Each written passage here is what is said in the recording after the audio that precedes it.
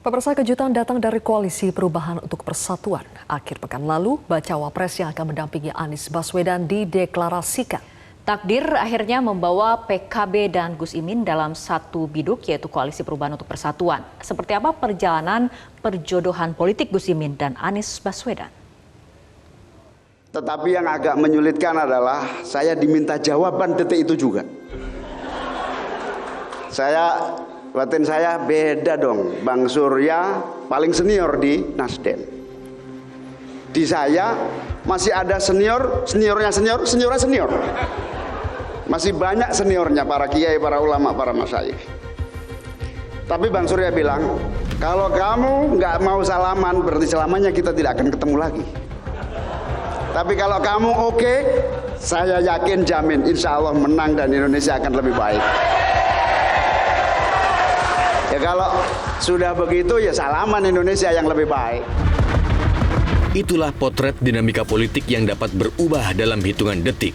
Sabtu akhir pekan lalu, Baca Pres Koalisi Perubahan untuk Persatuan Anies Baswedan akhirnya mengumumkan sosok yang dipilih sebagai pasangan. Sosok itu adalah Ketua Umum PKB Muhaimin Iskandar yang populer disapa Caimin. Bekal aktivisme dan pengalaman Caimin dinilai akan melengkapi Anies Baswedan. Beliau adalah seorang yang sangat aktif dari muda, sehingga bekal aktivismenya itu menggambarkan semangat yang ada dalam dirinya. Kalau orang tidak punya semangat, nggak punya rekam jejak aktivisme sebesar itu, nggak mungkin. Itu adalah cermin ada semangat yang besar. Kemudian pengalamannya lengkap. Jadi ketika kita bicara pemerintahan nasional, beliau ini di DPR, menjadi anggota DPR, menjadi wakil ketua DPR, di eksekutif juga pernah menjadi menteri. Jadi secara pengalaman itu komplit, karena itu kami bersyukur. Kehadiran Caimin juga dipercaya akan memperkuat basis elektoral Anies di Jawa Timur. Sebagai ketua umum partai yang erat diasosiasikan dengan Nahdlatul Ulama, mesin politik PKB berpotensi kuat meraup suara kaum Nahdliyin yang jumlahnya mencapai 55% pemilih nasional. Jadi di atas kertas PKB sebagai partai tradisionalis Muslim itu punya potensi untuk menambal kekurangan elektoral Mas Anies di basis-basis NU, terutama di Jawa Timur dan Jawa Tengah, di mana Mas Anies relatif kurang mendapatkan dukungan di dua provinsi kunci ini. Sinyal merapatnya PKB ke Koalisi Perubahan untuk Persatuan mulai tampak pada Jumat pekan lalu. Dewan Syuro dan Tanfiz Partai Kebangkitan Bangsa menggelar rapat pleno di kantor DPP PKB di Jakarta guna membahas proposal kerjasama politik dari Partai Nasdem. Rapat berlangsung alot karena membahas detail bentuk kerjasama. Fenomena politik setahun juga menjadi pembahasan alot dalam rapat pleno. Maklum, PKB tengah gamang dengan posisinya di KKIR. Pagi ini forum memutuskan menyambut baik tawaran kerjasama dengan Partai Nasdem. Di Jawa Timur, safari politik Baca Pres Koalisi Perubahan Anies Baswedan juga menjadi sinyal perjodohan dengan Caimin. Pada 31 Agustus 2023, Baca Pres Koalisi Perubahan Anies Baswedan bersilaturahmi ke Pondok Pesantren Tebu Ireng. Kehadiran Anies disambut Kiai Haji Abdul Halim Mahfudz atau Gus Kikin dan menggelar pertemuan singkat di dalam Kasepuan. Anies bersama istri juga melakukan ziarah ke makam pendiri NU di Ponpes Tebu Ireng seperti makam Hashim Asyari, Wahid Hashim, Abdurrahman Wahid atau Gus Dur, serta makam Gus Solah.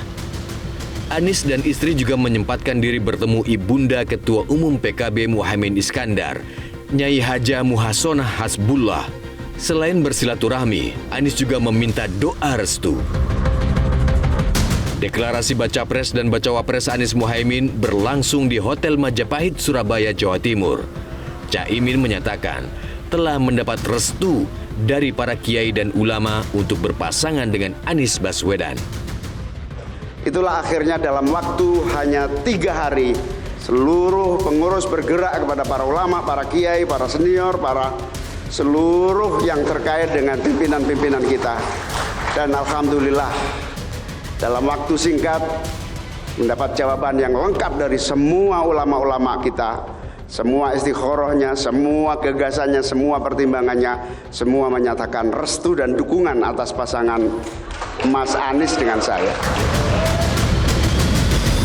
Analis politik Ahmad Khairul Umam menyebut pasangan Anies dan Imin memiliki efek kejut yang berpotensi meningkatkan elektabilitas. Anies menjadi baca pres pertama yang mendeklarasikan bacawa pres menjelang Pilpres 2024. Selama ini memang belum ada satupun lembaga survei yang mencoba untuk menghadirkan sebuah simulasi yang firm dengan komposisi Anies Baswedan, Muhaimin Iskandar. Tetapi dengan adanya koalisi ini, maka yang perlu dilakukan tentu semua capres, cawapres, pasca deklarasi yang harus dilakukan adalah pembentukan infrastruktur pemenangan. Kemudian dari infrastruktur pemenangan itu kemudian dipercepat dengan proses sosialisasi.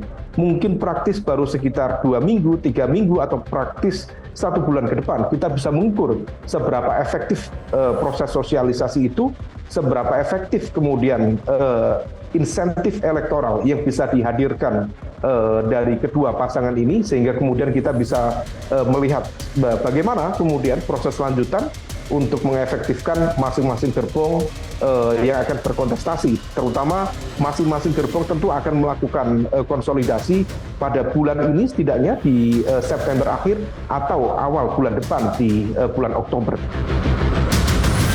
Siapa yang menduga alur kehidupan Caimin akhirnya berpapasan dengan Anies Baswedan? 1 tahun lebih berkoalisi dengan Partai Gerindra, hasilnya hanya tangan hampa. Di atas kertas, koalisi PKB dan Gerindra sudah memenuhi ambang batas. Namun perumusan capres dan cawapres tak kunjung tuntas. Berbagai upaya dilakukan Caimin untuk mendongkrak posisi tawarnya di mata Prabowo, mulai menggalang dukungan kiai, dukungan kepala desa, hingga mendekati putra sulung Presiden Joko Widodo. Hingga dalam peringatan 25 tahun PKB, Caimin menyebut peluang terjun dalam Pilpres 2024 melalui KKIR tergantung pada takdir. Ketua Umum Gerindra Pak Haji Prabowo.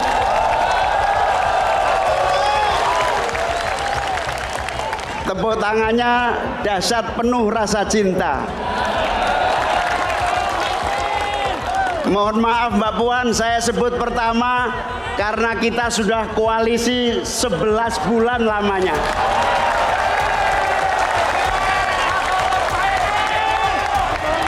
Hanya sebentar. Hanya takdirlah yang menentukan nasib kita.